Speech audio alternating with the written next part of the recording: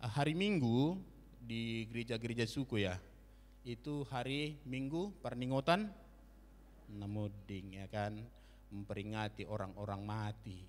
Ada juga gereja yang memang membuat dua khusus untuk itu. Ya, bukan hanya sekedar mengingat tapi mendoakan orang mati itu. Ya. Nah, mari Ibu kita lihat firman Tuhan. Nah, apakah memang seperti postingan Ibu tadi, mungkin saking rindunya, saking gimana gitu, lalu diposting seperti itu, lalu tanya apa kabar gitu ya kan. Mari kita buka Alkitab kita seperti yang telah dipilihkan oleh pengurus kita dari Ayub pasal yang ke-7. Ayub pasal yang ke-7, perjanjian lama ya, sebelum Mazmur. Kita akan baca 2 ayat saja, jadi pendek ayatnya. Nah, itu berita gembiranya, ya, berita baiknya. Tapi karena ayatnya pendek, kita akan bahas secara lebih dalam, kira-kira begitu ya. Mungkin butuh juga lah waktunya. Ayub 7 ayat 9 sampai 10. Saya akan baca ayat 9, kemudian ibu-ibu membaca ayat yang ke-10. Sudah dapat ibu-ibu? Sudah ya. Mari kita mulai. Sebagaimana awan lenyap dan melayang hilang, demikian juga orang yang turun ke dalam dunia orang mati tidak akan muncul kembali. Ayat 10.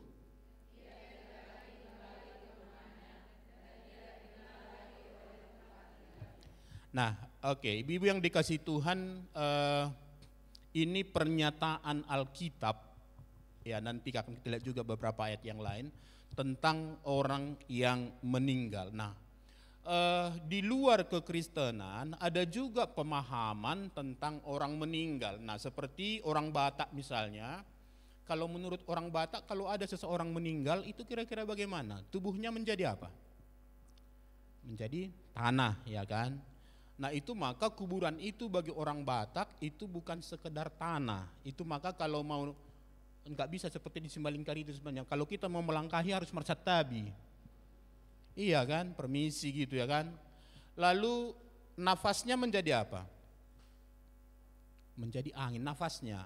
Hosanya menjadi alugo, angin. Rambutnya menjadi ijuk. Ijuk. Lalu rohnya jadi apa? Nah, ini menurut orang Batak rohnya itu nanti akan menjadi sumangot atau begu.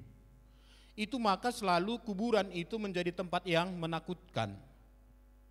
Nah, itu di dalam pemahaman orang Batak. Nah, itu maka ibu-ibu kalau misalnya ada orang tua yang meninggal yang sudah lanjut usia, sarimatua atau sormatua, nanti ada si jagaron ya kan.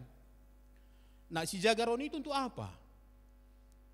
Nah, jadi di dalam pemahaman orang Batak, di dalam si jagaroni itulah nanti roh orang meninggal itu melihat-lihat bagaimana semua peparannya ini memperlakukan dia dalam upacara terakhir itu. Jadi itu bukan hanya sekadar dibuat ya, tahu si jagaroni itu ya kan? Ada bakulnya, lalu kemudian nanti ada sanggar, ada pohon-pohonan, ada macam-macam di situ. Jadi itu tempat dianggap nanti di mana roh itu berdiam di situ. Jadi kalau ada seseorang meninggal, dia belum pergi dari rumah itu, masih di seputaran rumah itu. Lalu kemudian nanti pada hari terakhir, ini orang tua, kalau orang tua ya, lalu nanti dia akan ada di si jagaroni itu. Nah, itu kira-kira menurut orang Batak. Nah, agama-agama lain juga ada juga pemahaman tentang di luar kekristenan tentang orang mati. Nah, ada yang mengatakan bahwa kita masih bisa berkomunikasi dengan orang mati. Ya, kita masih bisa minta berkat dari orang mati, bahkan kita masih bisa minta tolong supaya orang mati itu juga menyampaikan doa kita kepada Allah atau kepada Tuhan. Nah, sekarang mari kita lihat menurut Alkitab, ya mudah-mudahan selesai dalam 45 menit ya kan, karena nanti mulai dihankor lagi ya kan. Nah, di dalam Alkitab firman Tuhan yang kita baca tadi menjelaskan bagaimana sebenarnya tentang orang mati itu. Jadi kalau hari Minggu ibu-ibu, nanti misalnya kita teringat, lalu apa yang harus kita katakan? Atau pergi berziarah, ya jangan lagi kepada ibu-ibu misalnya yang sudah meninggal suaminya, nungarohami cian, doa kayak nakota sudi dison, tahu cian ya kan, hasian gitu kan, jadi seenggaknya udah datang cian katanya, nggak usah lagi begitu ya kan. Mari kita lihat. Nah, jadi apa yang dikatakan oleh Alkitab ini, saya kira sudah sering kali diingatkan oleh hamba-hamba Tuhan di sini, Bapak Ibu yang dikasihi Tuhan. Apa yang dikatakan oleh Alkitab ini itu adalah kebenaran. Ya, ini dulu kita sepakati dulu di sini. Nah, jadi maka pengajaran di Alkitab ini itulah yang sesungguh-sungguhnya. Jadi kalau ada nanti pengajaran di luar dari Alkitab ini bertentangan dengan Alkitab ini, maka yang kita pegang, yang kita anut adalah apa yang dikatakan oleh Alkitab. Nah, Alkitab ini sifatnya itu dikatakan itu berlaku secara universal dan berlaku kekal. Itu maka Tuhan Yesus mengatakan langit dan bumi akan berlalu tetapi perkataanku, firmanku tetap kekal sampai selama-lamanya. Kenapa? Karena ini adalah standar daripada kebenaran itu. Bahkan Yesus sendiri mengatakan, akulah jalan dan hidup, dan akulah jalan, kebenaran dan hidup. Jadi Yesus itu kebenaran. Maka kalau kita bicara tentang kebenaran, satu itu justru bicara tentang pribadi, yaitu Yesus Kristus. Maka nanti ibu kalau baca Alkitab kita Perjanjian Baru, kalau ada kata firman huruf F-nya itu huruf besar, itu berarti pribadi. Tapi kalau F-nya huruf kecil, itu berarti yang tertulis ini. Itu maka nanti kenapa Yesus menjadi hakim terakhir? Karena dialah kebenaran itu. Enggak ada lagi yang lain. Ya. Jadi itu Alkitab kita menjelaskan itu. Maka sekali lagi ibu-ibu, nanti kalau kita ketemu dengan kebenaran-kebenaran di luar dari Alkitab ini yang katanya kebenaran, tapi kalau tidak cocok dengan Alkitab, maka yang kita anut, yang kita pegang adalah apa yang dikatakan oleh Alkitab.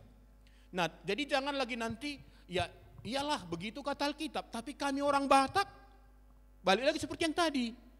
Sehingga nanti kita banyak mengalami kendala di dalam menghadapi orang yang meninggal. Nah, tanpa kita sadari sebenarnya kita juga sudah jatuh ke dalam dosa. Nah, mari kita lihat di sini. Jadi orang yang sudah meninggal dunia dikatakan itu menurut Alkitab tubuhnya kembali menjadi debu atau tanah, ya kan? Sebab kamu diambil dari debu dan kembali menjadi debu. Itu dikatakan Tuhan kepada Adam ketika dia sudah jatuh ke dalam dosa. Nah, lalu bagaimana dengan rohnya? Kalau tubuhnya sudah tahu kita itu akan menjadi tanah atau debu tanah. Lalu bagaimana dengan rohnya? Nah, ini yang kita lihat di sini. Kemana roh orang meninggal itu pergi? Nah, mari kita lihat dari bacaan kita tadi. Yang pertama, orang yang sudah meninggal sudah lenyap dan hilang dari dunia ini. Mari perhatikan ayat 9 tadi dikatakan, sebagaimana awan lenyap dan melayang hilang, demikian juga orang yang turun ke dalam dunia orang mati tidak akan muncul kembali. Jadi seperti awan itu, apa tadi? Seperti awan, itu cepat sekali. Jadi tidak ada proses seperti orang Batak katakan tadi, ketika dia meninggal lalu pelan-pelan di situ sampai menunggu hari pemakaman. Lalu nanti mulai pelan-pelan dia pergi, bahkan nanti akan datang lagi sebentar, ya kan? Pulang kita dari kuburan, lalu semua hohom di rumah, mulailah bunyi di belakang gitu kan, kerentang-kerentong, ngeroi mana katanya kan. Itu, nah ternyata menurut Alkitab tidak, pada saat dia meninggal seketika itu juga dia tidak ada lagi di dunia ini, dia sudah melayang lenyap. Ya, jadi begitu seseorang meninggal, itu hanya jasad saja. Jadi kalau mau dicium-cium lah, ingatlah itu debu tanah yang menggumpal. Kan begitu ya kan? Yang dalam berbentuk tubuh. Tapi dia tidak ada lagi rohnya di situ. Mau digoncang-goncang, mau dicakapi bagaimanapun gak ada lagi responsnya. Ya. Jadi orang yang sudah meninggal sudah lenyap dan hilang dari dunia ini seketika itu juga. Nanti akan ada pertanyaan, ya, kalau begitu bagaimana dengan kalau ada orang kesurupan lalu mengaku-ngaku sebagai opung atau salah seorang dari anggota keluarga gitu ya. Nah oke, nanti mungkin bisa, ini bagus mungkin ada diskusinya, tapi nampaknya nggak bisa diskusi nanti ya, karena kita terburu dengan waktu ya. Yang kedua, orang yang sudah meninggal tidak akan kembali lagi ke dalam dunia ini dan tidak dikenal lagi oleh tempat tinggalnya, itu ayat 10. Oke. Ini penting bagi kita. Jadi ini menarik sekali apa yang dikatakan firman Tuhan ini, supaya kita jangan lagi bercokol dengan pemikiran kita bahwa oh dia di sini, sehingga waktu kita jalan di kuburan apalagi kan takut kita. Kenapa? Karena dulu ada yang dikubur juga di situ orang jahat. Wah nanti jangan-jangan dulu waktu dia hidup aku aja yang mau dibeter-beternya gitu kan. Gak mau aku, jangan-jangan nanti kalau aku lewat di situ dikejar-kejar. Bisa seperti itu ya kan. Nah sekarang dikatakan Alkitab, orang yang sudah meninggal itu tidak akan kembali lagi ke dunia ini dan tidak dikenal lagi oleh tempat tinggalnya. Itu ayat 10. Nah coba kita lihat bagian firman Tuhan yang lain, saya bacakan saja bagi kita. Dalam Pengkhotbah 9, ini ayat-ayat ini penting dicatat. Supaya nanti ketika mungkin dengan keluarga kita, ini enggak gampang prosesnya ibu-ibu. Nah saya waktu meninggal bapak saya, lalu saya yang memimpin acara keluarga, saya berikan penjelasan bahwa orang yang meninggal tidak lagi di dunia ini. Jadi bapak kita ini bukan di sini lagi, ini hanya jasadnya. Kami semua anak-anak bapak mengatakan tidak ada memang yang bicara kepada mayat itu. Tapi ada abang kami dari bapak tua, biarpun gitu kau bilang dek, tapi aku harus kubilang juga lah sama bapak Uday ini, selamat jalan Pak Udaya kata. Kuperhatikan bapak enggak ada manggut-manggut bapak waktu dibilang selamat jalan, tetap gini juga gitu ya. Nah, jadi itu perlu kita perhatikan bahwa orang yang sudah mati tidak ada lagi di sini. Pengkhotbah 9, oke, jadi Amsal 7 tadi dicatat ya. Amsal 7 itu Ayub 7 itu ayat 9 dan 10 itu dicatat, nanti dibaca-baca kalau boleh dihafal. Karena kita berhadapan langsung ini dengan keluarga kita yang tidak sepaham dengan ini. Kenapa? Karena budaya kita mengajarkan begitu.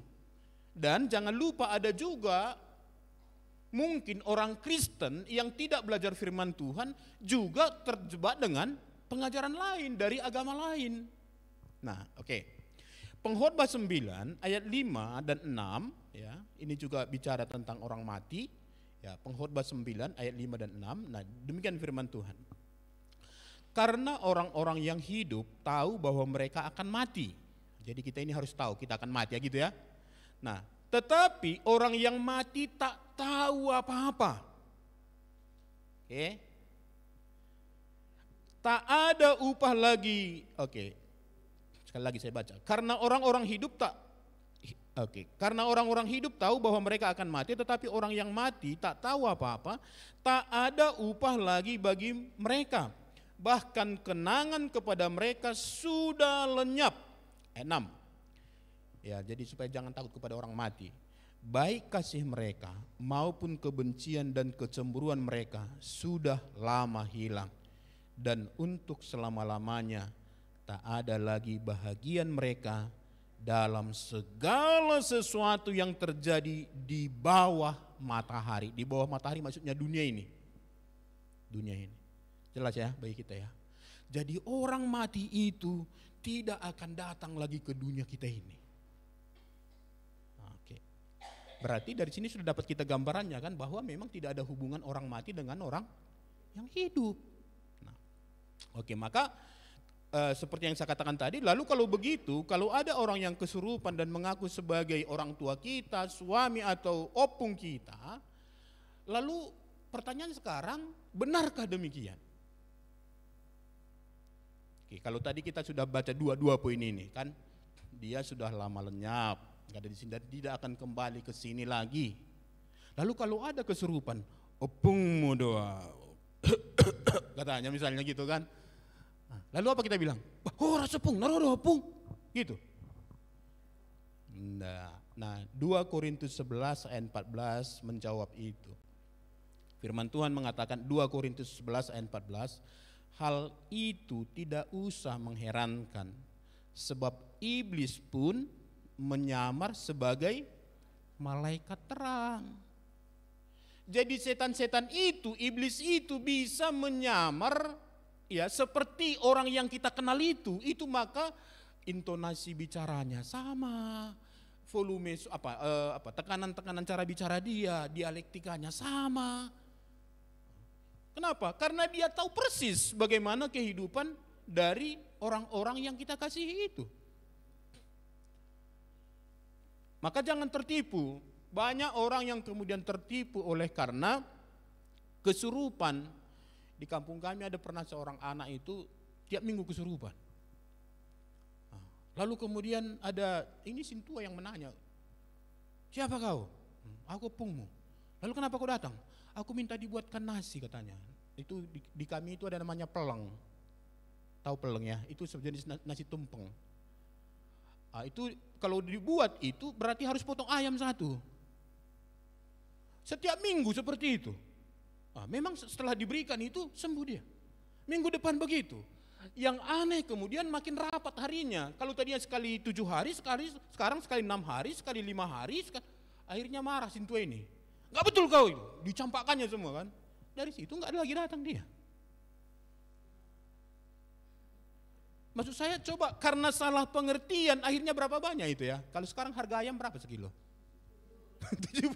Berarti setiap minggu dia kasih itu, belum lagi mengerjakannya. Itu mengerjakan pelang itu, nasi tumpeng itu enggak gampang. Ya, lalu diantar ke kuburan. Rupanya firman Tuhan ini memberikan jawaban bahwa itu adalah penyamaran yang dilakukan oleh iblis atau setan-setan. Atau secara logikanya begini saja ibu-ibu. Kalau dia benar-benar opung kita, masa opung kita datang kepada pahupunya lalu menyiksa pahupunya? Tahu ibu-ibu orang yang kesurupan? Tahu ya? Itu bukan dirinya, itu maka nanti ketika dia siuman, lalu dia lihat banyak orang, ada apa? Kenapa kalian bawanya di sini katanya? Gak tahu dia apa yang terjadi. Dan ketika dalam dialog pun itu bukan dia. Waktu kita bilang, kamu tadi kesurupan, masa iya? Jadi masa opung kita, bapak kita atau siapapun yang mengasihi kita, masa disiksa keturunannya? Logis. Nah tapi jauh di balik itu semua firman Tuhan mengatakan bukan mereka itu. Mereka sudah ada tempat tersendiri. Nah ketiga, orang yang sudah meninggal, dikatakan tadi dari ayat 9 itu, sudah turun ke dalam dunia orang mati. Ya, sekali lagi kita baca dalam Ayub tadi, ayat 9. Sebagaimana awan lenyap dan melayang hilang. Nah perhatikan, demikian juga orang yang turun ke dalam dunia orang mati tidak akan muncul kembali. Nah ini perlu kita perhatikan. Nah ada istilah di dalam, kalau ibu-ibu nanti belajar eskatologi, ya sebelum masuk kepada kerajaan kekal, itu ada lagi namanya penghakiman. Lalu siapa yang akan dihakimi? Itu adalah orang yang hidup dan yang mati. Bagaimana orang yang mati ini dihakimi? Mereka harus dibangkitkan. Dari mana dibangkitkan? Dari dunia orang mati itu. Jadi bukan dari kuburan itu. Itu makanya Pak Tobing seringkali komentari lagu kita itu kan, sonang mahu namo domina martuai, dapat sian tanomanon gitu kan, itu dibilang. Hehe domuse, sian tanomanon. Bukan dari situ, ada tempat tersendiri. Nah, oke, kita lihat di sini nanti. Ada namanya dunia orang mati. Dunia orang mati itu dibagi dua. Satu, dunia orang mati, nah atau intermediate state disebutkan, tempat peristirahatan sementara. Itu ada bagi orang yang percaya kepada Yesus. Itu namanya pertama disebut Firdaus. Nah, kalau kita lihat misalnya waktu Yesus tersalib, ya, lalu ada salah seorang mengatakan ya di dalam Lukas 24 ayat 42 sampai 43. Nah, ini firman Tuhan mengatakan begini, lalu ia berkata, Yesus, ingatlah akan aku apabila engkau datang sebagai raja. Ayat 43. Kata Yesus kepadanya, aku berkata kepadamu, sesungguhnya hari ini juga engkau akan ada bersama-sama dengan aku di dalam Firdaus. Jadi Firdaus, oke, ini memang ada beberapa penafsiran di sini. Ada orang mengatakan kalau seseorang meninggal, orang yang percaya kepada Yesus meninggal, dia langsung ke sorga. Mungkin pendapat itu banyak kali kita dengarkan. Nah pertanyaannya, kalau mereka langsung ke sorga, itu kan dimana akhir dari segalanya, kita akan bersama dengan Allah selama-lamanya di sorga. Pertanyaannya, kapan pemberian mahkota diberikan? Ada lagi nanti momen itu, ya. Kan kita kan kalau percaya kepada Yesus diberi jaminan hidup yang kekal. Nah, sebagai orang yang percaya kepada Yesus, selama hidup kita mulai dari kita percaya sampai nanti mati, itu adalah masa di mana kita mengekspresikan iman kita, dan semua yang kita lakukan itu akan dihubungkan dengan upah atau mahkota yang akan kita peroleh. Nah, lalu kalau orang meninggal langsung masuk ke surga, kapan pemberian mahkota? Di surga tidak ada lagi pemberian itu. Di surga hanya memuji-muji Allah. Maka ada satu lagi event seperti yang saya katakan tadi, sebelum ke surga orang akan dihakimi. Nah, tapi sebelum dihakimi di mana mereka menunggu? Nah, itulah di dunia orang mati. Jadi Firdaus ini belum surga. Belum surga. Walaupun sudah pasti orang yang di Firdaus ini nanti pasti akan ke surga. Maksud saya, kalaupun kita katakan nanti bahwa dia yang percaya kepada Yesus sudah ke surga, tidak salah juga kita katakan itu, tapi belum pada saat itu. Ngerti maksud saya?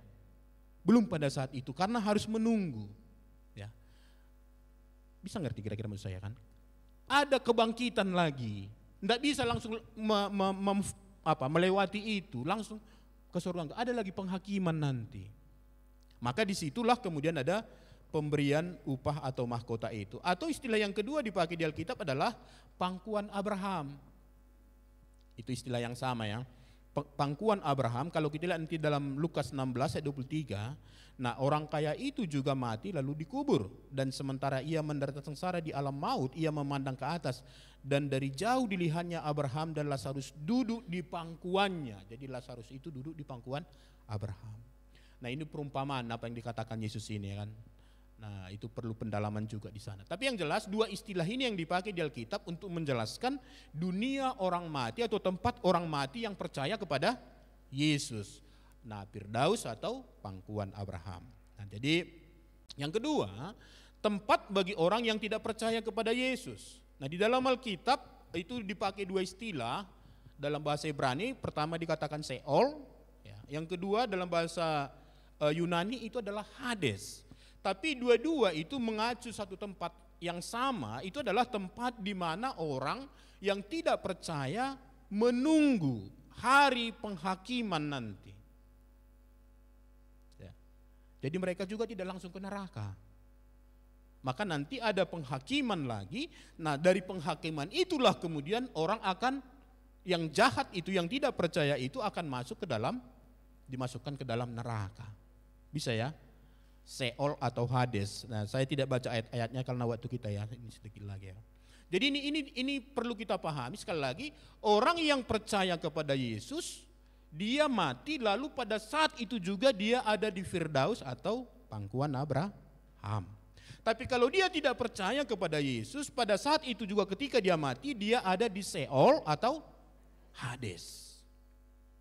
Jadi itu dua-dua tempat orang mati. Nah, jadi yang di Sheol ini pasti atau Hades ini pasti nanti akan ke neraka. Tapi yang di Firdaus ini atau pangkuan Abraham ini pasti akan ke sorga.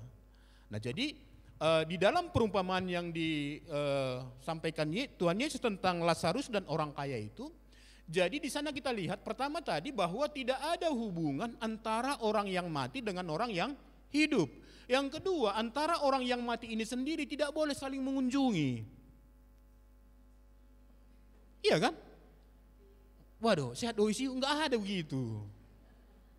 Kenapa? Karena kemudian ketika orang kaya itu meminta kepada Abraham supaya menyuruh Lazarus memberikan air, Abraham mengatakan apa? Ada jurang yang tak terseberangi.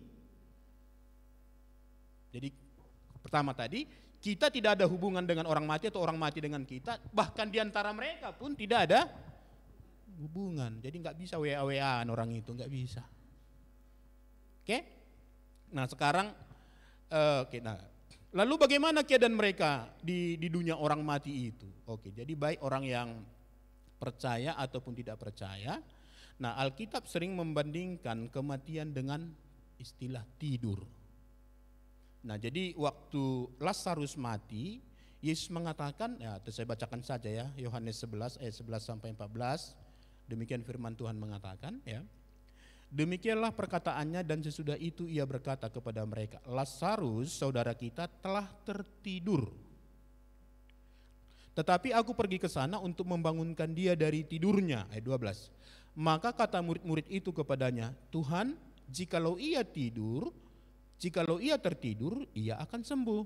Ayat 13. Tetapi maksud Yesus ialah tertidur dalam arti mati. Sedangkan sangka mereka Yesus berkata tentang tertidur dalam arti biasa. Karena itu Yesus berkata dengan terus terang, Lazarus sudah mati. Jadi keadaan orang yang meninggal itu disamakan dengan orang yang tertidur, yang kemudian kalau ibu-ibu tidur, tahu nggak apa yang terjadi di sekitarnya? Kalau tahu berarti tidur ecek-ecek ya, kata orang Medan ya. Ya kalau orang tertidur pulas ya nggak tahu lah apa-apa ya kan. Dan itu sekali lagi sama seperti apa yang dikatakan oleh firman Tuhan dalam Pengkhotbah 9 ayat 5 tadi. Tetapi orang yang mati tak tahu apa-apa. Itu tadi ya. Jadi dalam perjanjian baru istilah itu kemudian dipakai dengan istilah tertidur, tapi mau mengatakan bahwa mereka tidak ada aktivitas di sana. Nah, jadi sekali lagi ibu yang dikasih Tuhan, dunia orang mati, baik Firdaus ataupun pangkuan Abraham untuk orang-orang yang percaya, atau Seol dan Hades untuk orang-orang yang tidak percaya, adalah tempat sementara, belum akhirnya. Sampai nanti ada kebangkitan, lalu kemudian penghakiman terakhir, orang percaya dihakimi untuk diberi apa? Mahkota. Jadi penghakiman itu bukan lagi untuk menentukan apakah dia masuk surga atau tidak. Ini orang percaya itu sudah pasti dijamin masuk surga. Tapi yang kemudian adalah bagaimana dengan mahkotanya atau upahnya. Di Alkitab paling tidak ada 5 mahkota. Nah, 2 diantaranya itu bicara tentang pelayanan ibu-ibu. 1 itu adalah pemenang jiwa, menginjili, memberitakan Injil kepada orang lain. Yang kedua, penggembalaan. Jadi kalau ibu-ibu tidak terlibat dalam pelayanan, memberitakan Injil dan menggembalakan, enggak dapat 2 mahkota ini. Itu makanya saya harap ini kemudian ke depan kita semakin didorong ya, semua kita melayani. Jangan ibu-ibu pikir seperti saya mesti berkhotbah seperti saya. Ingat waktu Roh Kudus turun pada hari Pentakosta itu, lalu kemudian orang-orang percaya pada saat itu, setelah beberapa saat mereka kembali ke daerah masing-masing, lalu mereka memberitakan Injil. Menurut catatan sejarah, gereja di Roma itu berdiri, itu bukan dilayani oleh seorang rasul. Bukan. Tapi itu adalah orang-orang percaya yang datang pada hari Pentakosta, lalu mereka pulang kampung mereka dan memberitakan Injil. Nah, Jadi ini ya ibu ya, nanti ada pembagian mahkota. Tapi bagi orang yang tidak percaya memang ada penghakiman supaya mereka tahu kenapa mereka harus dimasukkan ke neraka. Ya, jadi bukan lagi penghakiman bagi orang yang tidak percaya ini bukan lagi dianalisa dia ada enggak kemungkinan masuk surga. Tidak ada lagi kemungkinannya.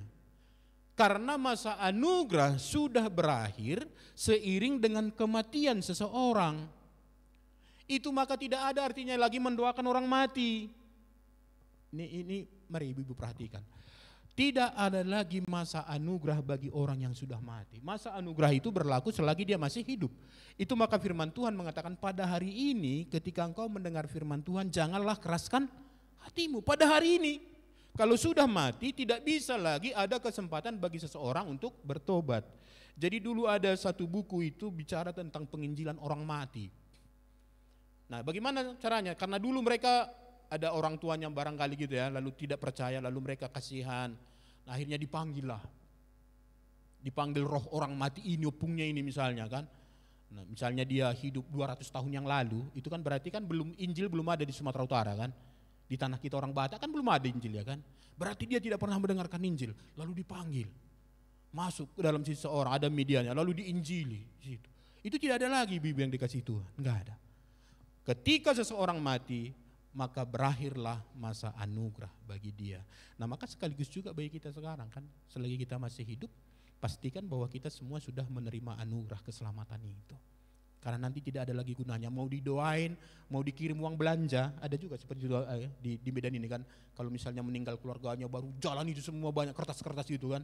Apa itu? Supaya ada uang belanjanya di sana. Mau belanja apa di sana? Nah tapi begitulah pemahaman mereka kan. Sekarang, apa implikasi pemahaman yang benar ini bagi kita? Kalau sekarang sudah kita tahu bahwa tidak ada hubungan antara orang hidup dengan orang mati. Ya. Lalu apa implikasinya bagi saya? Yang pertama, ibu yang dikasih Tuhan, ya, jangan minta berkat atau petunjuk kepada orang yang sudah meninggal. Ya. Jangan minta berkat atau petunjuk kepada orang yang sudah meninggal, sekali lagi, sebab mereka tidak tahu apa-apa. Dan yang paling fatal itu adalah penyembahan berhala. Jadi kalau ziarah, jangan minta berkat dari orang yang meninggal. Nah, siapa sebenarnya sumber berkat? Tuhan, ya kan? Itu doa berkat itu dari bilangan 6 itu yang setiap minggu itu, kalau yang dikatakan Amang Pendeta itu kan, Tuhan memberkati engkau dan melindungi engkau. Tuhan menyinari engkau dengan wajahnya dan memberi engkau kasih karunia. Tuhan menghadapkan wajahnya kepadamu dan memberikan engkau damai sejahtera. Tuhan semua itu. Nah, ada yang menafsirkan itu 3 kali dikatakan Tuhan, itu bicara tentang Allah Tritunggal. Bukan orang mati, bukan opung kita. Ya. Oke, jadi jangan minta ya. Jadi di dalam Ulangan 18 ayat 10 sampai 12, ini firman Tuhan mengajarkan kepada kita. Ya, Ulangan 18 ayat 10 sampai 12. Di antaramu janganlah didapati seorang pun yang mempersembahkan anaknya laki-laki atau anaknya perempuan sebagai korban dalam api, ataupun seorang yang menjadi petenung, seorang peramal, seorang penelah, seorang penyihir, ayat 11, seorang pemantra, ataupun seorang yang bertanya kepada arwah atau kepada roh peramal, atau meminta petunjuk kepada orang-orang mati. Sebab setiap orang yang melakukan hal-hal ini adalah kekejian bagi Tuhan. Dan oleh karena kekejian-kekejian inilah Tuhan Allahmu menghalau mereka dari hadapanmu. Jadi jangan lagi lakukan ini. Kalau pernah melakukannya, jangan lakukan lagi. Dan kalau pernah melakukannya, nanti pulang dari sini minta ampun sama Tuhan. Ya.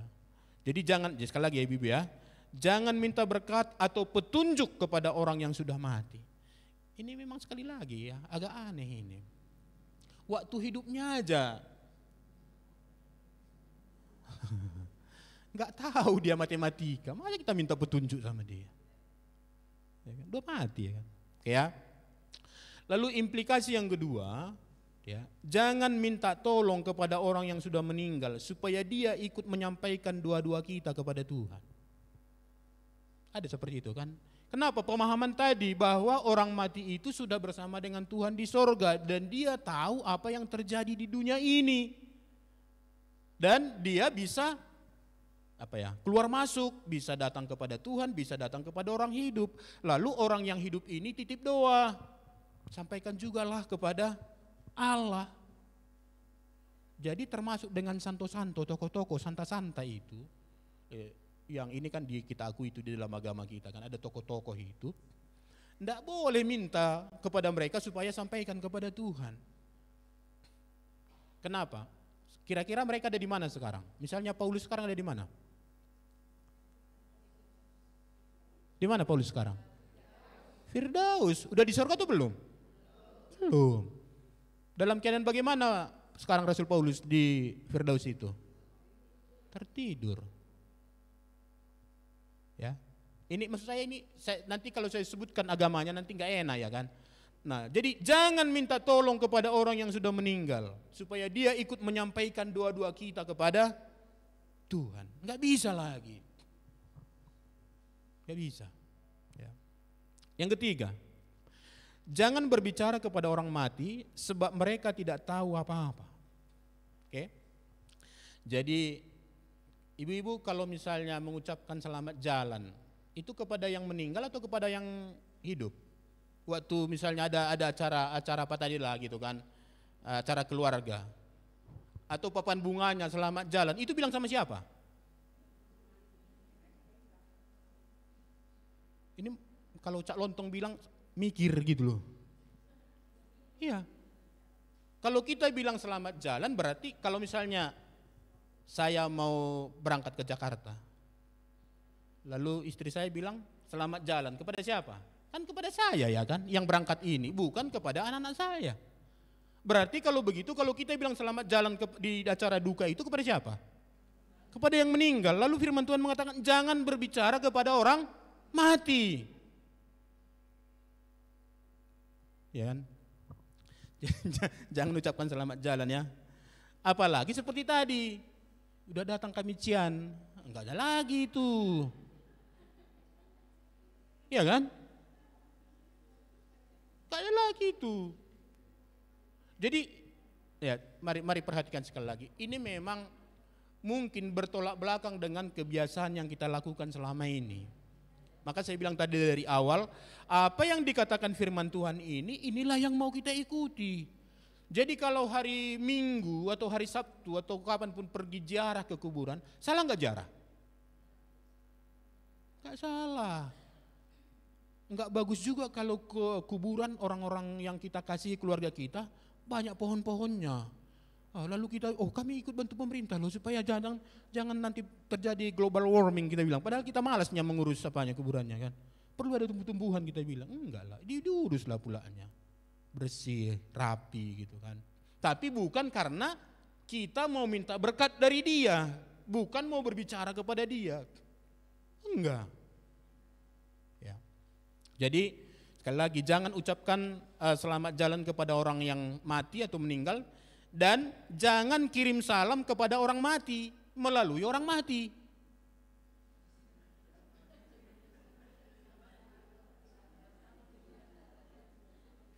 Saya pernah ini di daerah satu suku lah di orang Batak kan. Lalu kami ada di situ. Lalu ada seorang ibu, dia marbesan lah sama yang meninggal ini. Jadi dia bilang begini dalam bahasa daerah mereka, selamat jalanlah besan, sehat-sehatlah kau di perjalanan, kata. Dan kirim salamlah sama, dibilangi beberapa orang. Gimana kira-kira ya? Saya hampir meledak waktu itu tertawa. Sehat-sehatlah kau di perjalanan katanya. Dan kirim salam kepada kepada nanti kita Eda segala macam dibilangnya gitu. Ini jadi jangan ucapkan selamat jalan dan jangan kirim salam. Enggak, ini biasa memang kita dengar ini waktu acara keluarga. Ya kan? Udah jumpa lah kau dengan opung boru misalnya gitu kan. Selamat jalan ya opung. Udah jumpa lah opung duli dengan opung boru, kirim salam lah ya sama opung boru. Nggak ada itu. Ya. Oke. Lalu berikutnya, ya jadi ini berarti perkataan yang sia-sia itu ibu-ibu. Kalau kita berbicara kepada orang mati, itu berarti perkataan yang sia-sia. Firman Tuhan dalam Matius 12 ayat 36 mengatakan, tetapi aku berkata kepadamu, setiap kata sia-sia yang diucapkan orang harus dipertanggungjawabkannya pada hari penghakiman. Jadi ngomong kepada orang mati itu perkataan yang sia-sia dan harus dipertanggungjawabkan nanti. Yang keempat, ya, penghormatan kepada mereka yaitu orang yang sudah mati, apakah itu orang tua atau opung kita, ya. Jadi seperti yang tertulis dalam Taurat kelima, itu sudah berakhir bersamaan dengan berakhirnya hidup seseorang. Ya. Nah, maka jangan nanti keluarga kita atau kita menjadi inisiator bikin acara panakok saring-saring supaya kemudian keturunannya diberkati, kan itu ya kan? Lalu dianggap itu masih bagian dari penghormatan kepada orang tua. Kita sedang melakukan firman Tuhan, Taurat yang kelima. 0. Penghormatan kepada orang tua itu semasa dia hidup. Ya. Somerlapatan, lagu Somerlapatan nih. Itu lagu Somerlapatan ya kan. Somerlapatan marinde margondang mangebas samu anggodung mati ya. Tapi sekali lagi saya ingatkan kepada kita, jangan buat tugu atau tambah itu panakok saring-saring dengan tujuan supaya kita keluarganya anak-anaknya diberkati. Salah. Dan kita orang Batak banyak terjebak di situ. Saya tidak katakan nggak boleh bikin tambak, bukan. Boleh bikin tambak untuk mengingat bahwa kita satu keluarga loh, ini opung kita, jadi kita satu keluarga. Untuk mempersatukan boleh. Tapi kalau sudah ada embel-embel supaya diberkati opung kita semua, berarti kita sudah jatuh lagi dalam penyembahan berhala, okultisme itu. Bisa ya ibu-ibu ya? Jadi mari kita evaluasi kembali kebijakan-kebijakan. Tidak tahu kenapa orang Batak kalau sudah berpangkat banyak uangnya lalu kemudian yang dipikirkan bangun tugu, bangun tambak. Mungkin ke depan perlu kita berikan usul. Oke, kita kan sudah mulai diberkati Tuhan. Banyak orang berpangkat, orang kaya. Bagaimana kalau kita bangun gereja di kampung kita? Wah, itu lebih mantap ya kan? Bangun gereja. Jadi orang akan nyaman beribadah, oke ya? Terakhir.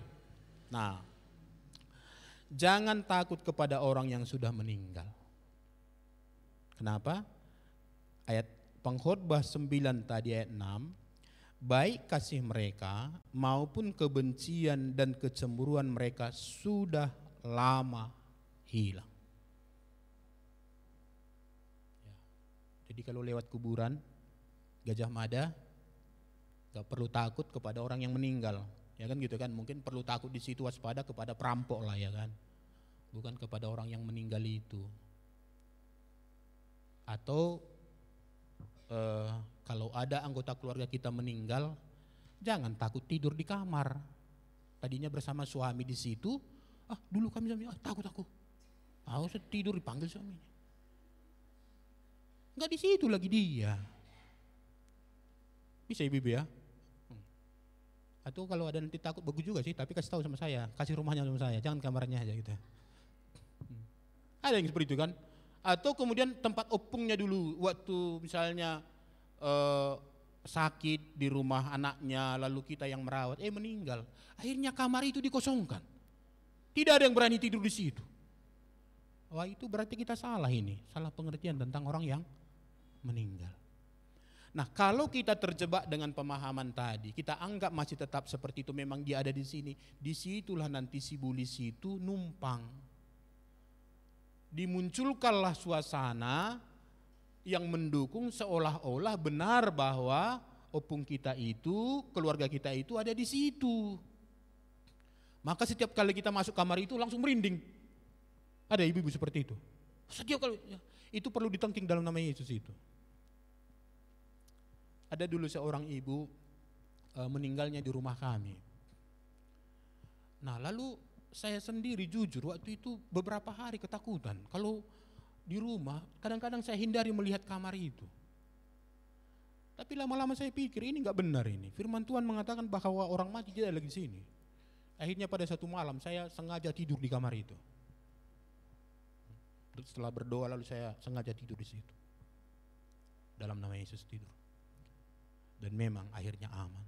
Maksud saya kadang-kadang akhirnya ditumpangi iblis. Faktanya tadi bahwa orang mati itu tidak ada lagi di situ. Tapi karena kita punya konsep yang tidak berubah, masih seperti konsep lama, tidak seperti Alkitab ini, akhirnya iblis nompang, muncullah ketakutan-ketakutan dalam diri kita.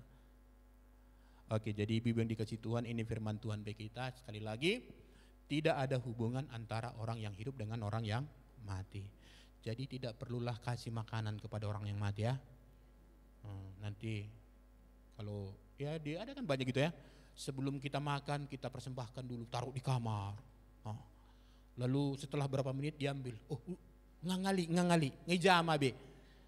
Lah orang ditoba. Ditoba itu 5 menit saja sudah dingin. Enggak usah dijama, udah pasti dingin gitu kan. Lalu dimakan. Enggak ibu-ibu, enggak lah ya. Jadi jangan kita terjebak dengan lagi cara-cara itu.